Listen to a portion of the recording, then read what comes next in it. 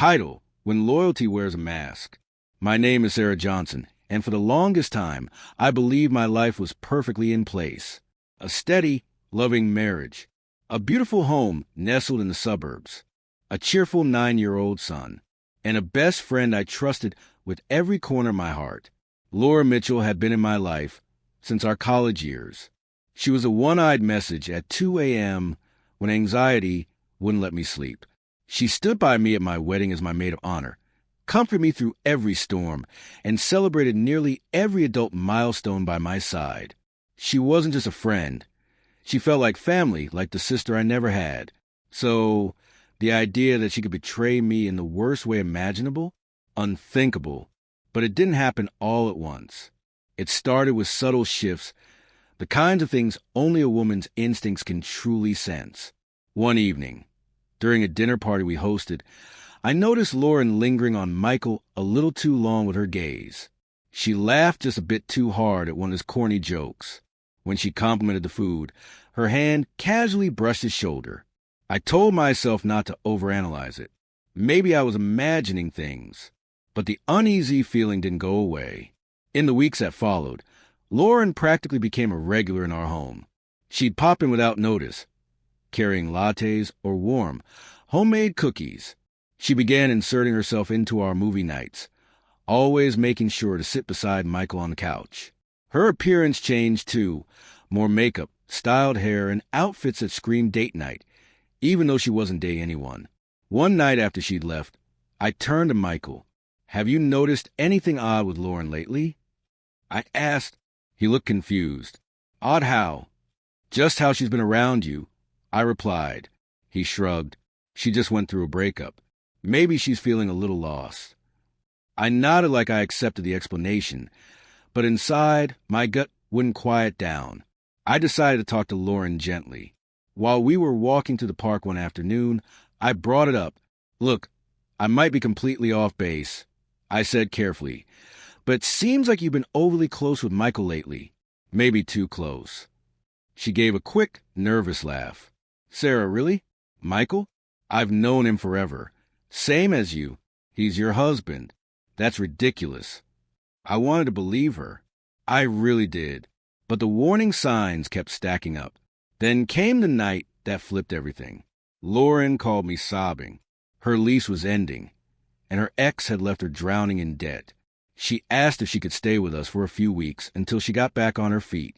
Michael wasn't exactly thrilled, but I pushed back. "She's my best friend," I told him.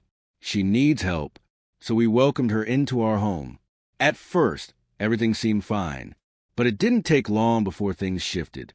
Lauren began strutting around the house in silky robes.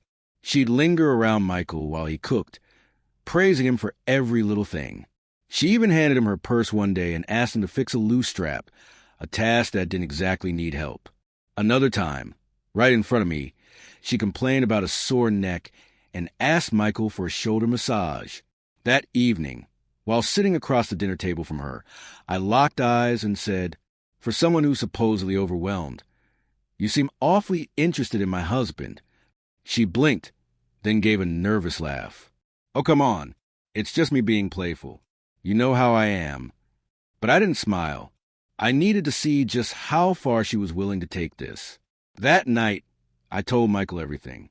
He was furious that I had even been put in a position to question him. "Sarah, I would never betray you like that," he said. "But if you want proof, we'll get it." So we came up with a plan. I told Lauren I'd be out of town for the weekend to visit my sister. I packed a bag, checked into a nearby hotel, and left. Michael stayed home.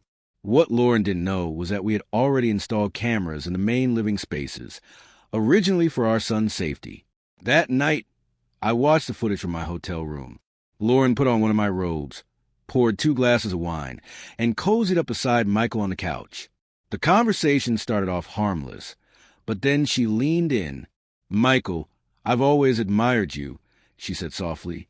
"You're everything I've ever wanted in a man." Michael immediately stood up. "Lauren, stop. This is completely inappropriate." She reached out to grab his hand, but he pulled away and called me. "She just came clean," he told me. "I'm done playing along." I raced home. When I walked in, Lauren was sitting on the couch, pale as a ghost. "You weren't supposed to be here," she muttered. "I never really left," I replied coldly. "I needed to see what you were really doing." She tried to explain, blaming her heartbreak, her chaotic life, her vulnerability, but I was finished listening. "You were my best friend," I said, "and you tried to steal my husband. You need to leave." The next morning, she packed her things and walked out. We haven't spoken since.